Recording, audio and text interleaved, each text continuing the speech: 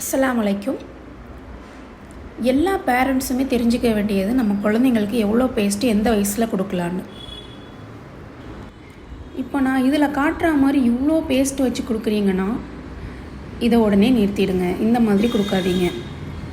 வேறு எப்படி கொடுக்கலான்னா, குழந்தைங்களுக்கு 1 வயசு ஆகிடுச்சு, பல்லெல்லாம் வெளில வந்துருச்சு, துப்ப தெரியுது அப்படின்னா அப்போ நீங்கள் பேஸ்ட்டை இன்ட்ரடியூஸ் பண்ணிக்கலாம்.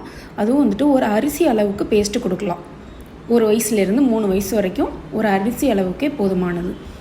3 வயசுலேருந்து 6 வயசு ஆயிடுச்சு அப்படின்னா அந்த அரிசியை ஒரு 2 அரிசி வச்சா எப்படி இருக்கும், அந்த அளவு கொடுத்தா போதும்.